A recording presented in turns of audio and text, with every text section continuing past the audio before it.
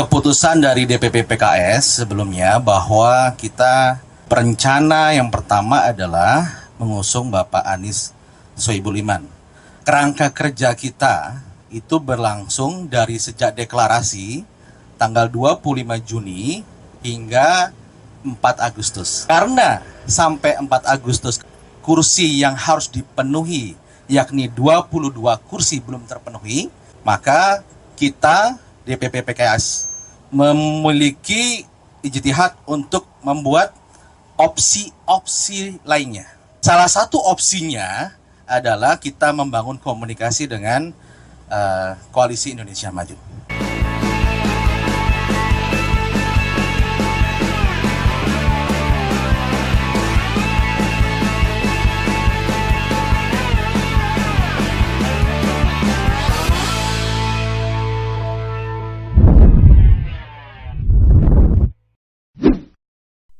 Sahabat Super 1, jumpa lagi dengan kami di sini. Kali ini kita akan membahas masih seputar tentang Pilkada Jakarta.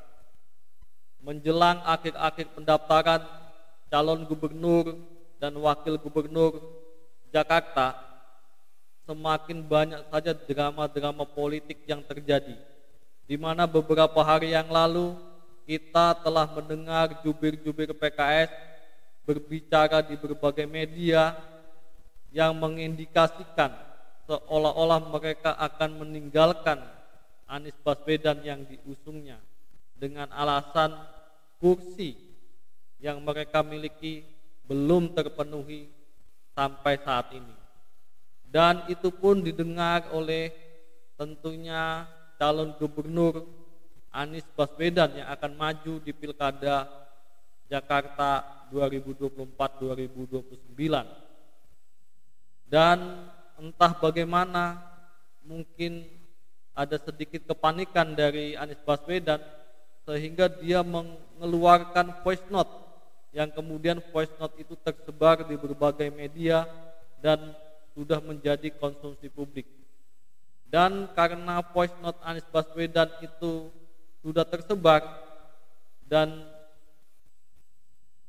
itu ditujukan kepada Ketua DPW PKS Bapak Herudin, kemudian Bapak Herudin ini pun membalas voice note Anies Baswedan dengan voice note juga. Akhirnya terjadilah berbalas pantun antara Anies Baswedan dan Bapak Herudin ini melalui voice note. Mari kita dengarkan voice note kedua tokoh ini ya, baik dari Anies Baswedan maupun dari Bapak Herudin. Nah, yang pertama mungkin kita dengarkan voice note dari Anies Baswedan, kemudian selanjutnya kita akan mendengarkan voice note dari Bapak Herudin supaya kita bisa melihat dari dua sisi dan bisa memberikan penilaian yang adil ya. Assalamualaikum Pak Herudin dan semua teman-teman yang saya hormati, saya cintai. Pak, ini saya rekam suara voice note aja Pak ya, supaya mudah, cepat dan otentik. Jadi kita ingat ya Pak ya, dulu ketika sesudah mendengar kabar bahwa PKS mendeklarasikan saya dan MSI sebagai pasangan calon, maka itu kan tandanya kita semua kerja bersama ya menuju tanggal pendaftaran nanti tanggal 27-29 Agustus. Nah, cuman dalam perjalanan ini beberapa hari kemarin kita dengar teman-teman jubir di PKS dalam media, di TV-TV juga mengatakan bahwa Anies diberi deadline 40 hari, kemudian diberi deadline mencari partai hingga tanggal 4 Agustus. Nah, barangkali kita sama-sama tahu Pak Herudin bahwa dalam urusan pilkada ini kan kita sudah diarahkan tidak boleh berkomunikasi langsung, saya dan Pak Herudin dan juga yang lain-lain. Tapi semua pembicaraan soal pilkada ini harus satu pintu. Dan Pak Herudin mentaati, saya mentaati, semuanya hanya lewat PIC. Nah, karena itu ini terkait dengan soal pernyataan jubir-jubir, saya juga sudah sampaikan kepada PIC. Tapi juga rasanya saya perlu sampaikan kepada Pak Herudin bahwa perlu diluruskan supaya teman-teman PKS di Jakarta Pak Herudin dan teman-teman semua yang selama ini kita berjuang bersama itu tahu, dan teman-teman yang mendukung mengusulkan saya ingin sampaikan kepada semua bahwa saya tetap berjuang bersama dan tidak ada deadline atau tenggat waktu yang dilewati. Ini perlu saya sampaikan juga agar teman-teman PKS di Jakarta itu tahu, dan bismillah kita yakin untuk terus berjuang bersama ke depannya. Insya Allah sampai di akhir Agustus ini kita bisa sama-sama daftar. Nah, tentang tanggal 4 Agustus, mungkin saya ceritakan aja ya Pak Herudin. Begini ceritanya.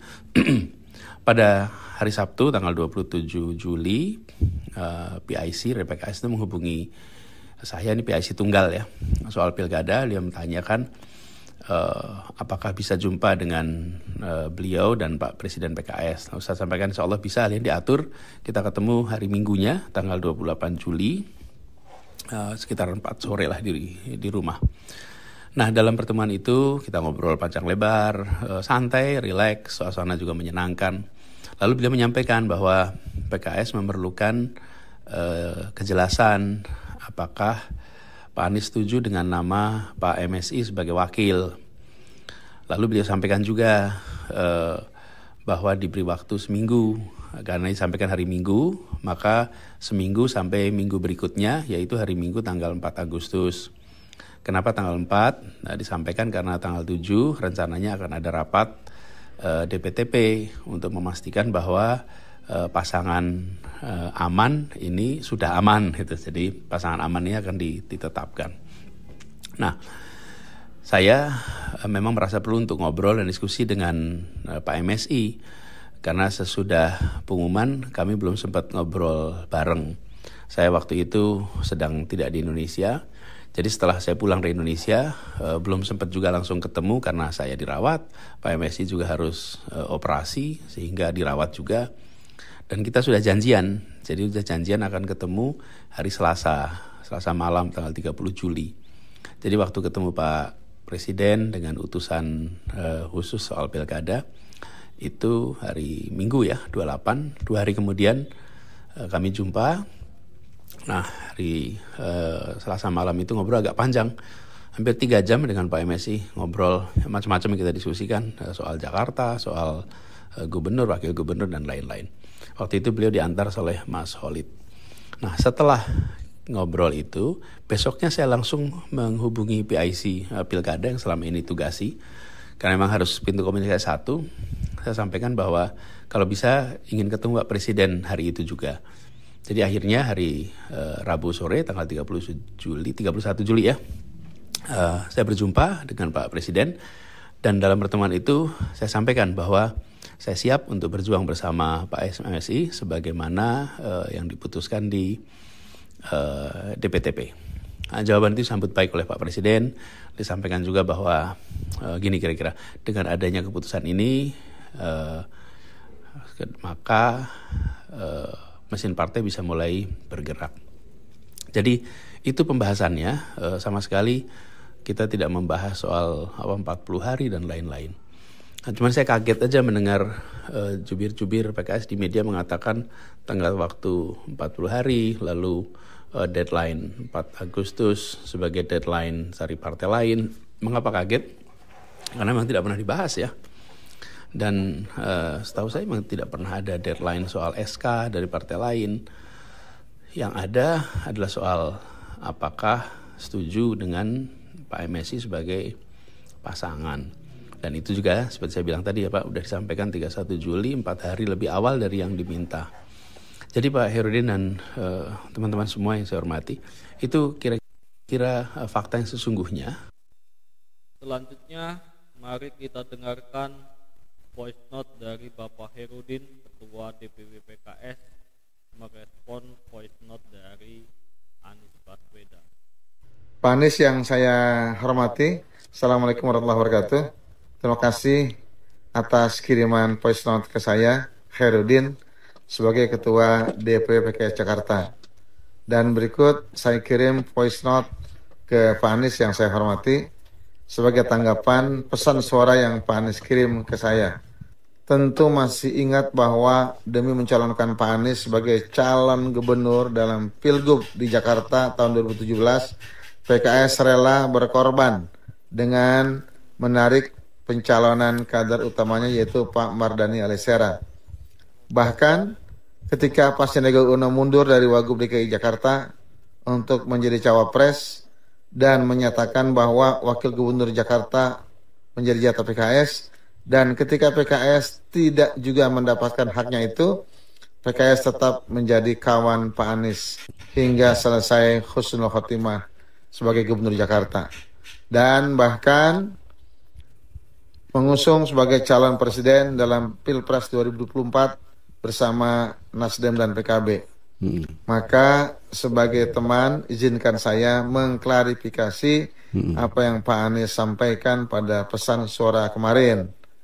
Soal pemberian tenggat waktu 40 hari hingga tanggal 4 Agustus, para jubir mengambil kesimpulan dari fakta bahwa menurut Presiden PKS sudah sejak 20 Juni 2024 sudah menyampaikan secara langsung ke Pak Anies soal keputusan DPTP PKS yang mencalonkan Pak Anies sebagai calon gubernur dengan calon wakil gubernurnya dari kader PKS yaitu Bapak Muhammad Soebul Iman, PhD, dan mengingatkan bahwa PKS tidak bisa mengusung sendiri dan meminta Pak Anies juga untuk memastikan Nasdem dan atau PKB untuk ikut mengusung pasangan ini. Dan secara terbuka keputusan ini diumumkan oleh Presiden PKS pada tanggal 25 Juni 2024. Dan untuk kedua peristiwa ini Pak Anies menyambut positif dengan menjawab langsung ke Presiden PKS maupun via rekaman dari Spanyol yang diunggah di medsos.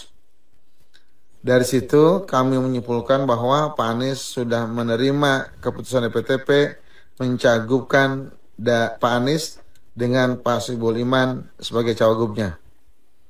Maka ketika akhir Juli Presiden PKS didampingi PIC-nya menyampaikan keputusan PKS langsung ke Pak Anies soal tenggat waktu 4 Agustus, tentu bukan soal persetujuan Pak Anies terhadap Pak Soebul Iman sebagai cawagup untuk Pak Anies, melainkan keberhasilan Pak Anies untuk mendapatkan kepastian tambahan dukungan dari partai lain seperti Nasdem dan atau PKB.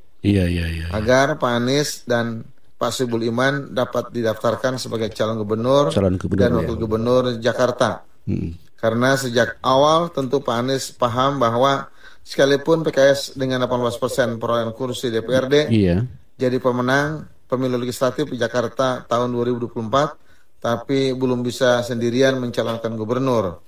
Tidak seperti saat PKS menang pileg di Jakarta tahun 2004 yang lalu. Saat itu PKS menang dengan 24%, sehingga bisa mencalonkan gubernur dan wakil gubernur secara sendirian. Dan Presiden Ustadz Ahmad Sayhu selain secara terbuka meminta Pak Anies untuk berusaha agar bisa mendapatkan tambahan dukungan, juga Pak Ustadz Ahmad Sayhu secara terbuka sudah memperjuangkan Pak Anies dan Pak Soebul Iman agar bisa mendapat dukungan maju sebagai calon gubernur dan wakil gubernur dengan menyampaikan meminta dukungan dan dari pimpinan partai Nasdem, Perindo, PSI, PKB, bahkan Gerindra sekalipun. Tetapi sampai melewati tanggal 4 Agustus, ketika PSI dari PKS menanyakan hasil perjuangan Pak Anies untuk mendapatkan kepastian dari Nasdem dan atau PKB untuk mencalonkan Pak Anies, ternyata Pak Anies belum bisa mendapatkan kepastian. Sementara dari pimpinan Nasdem, Pak Sahroni, dan PKB, Pak Jazilul Fawaid, justru pada akhir Juli dan awal Agustus malah menyampaikan pernyataan terbuka yang mudah dipahami bahwa mereka tidak tidak melanjutkan dukungan pada Pak Anies sebagai calon gubernur di Jakarta. Demikianlah fakta yang jubir PKS sampaikan, yang juga didapatkan. Sementara saya, Khairuddin, pernah sampaikan langsung ke Pak Anies agar kalau tidak menerima Pak Soebul Iman, maka Pak Anies bisa mengenakan jaket putih, masuk sebagai kader PKS. PKS ya. Jadi nanti sebagai calon gubernur dari PKS, Iya, iya. sehingga bisa mengambil calon wakil gubernur dari luar PKS. Tetapi waktu itu Pak Anies tidak menyambut positif ajakan tersebut, malah menyampaikan keinginan Pak Anies untuk netral. Demikian Pak Anies, klarifikasi kami. Tentu kami tidak berharap adanya saling berbantahan, tapi juga agar warga yang terlanjur mendapatkan sebaran voice note dari Pak Anies mendapatkan informasi yang seimbang dan yang sebenarnya. Bagaimana sahabat-sahabat semuanya di sini? Tentu sahabat-sahabat sudah bisa memberikan penilaian dengan lebih baik dan lebih adil.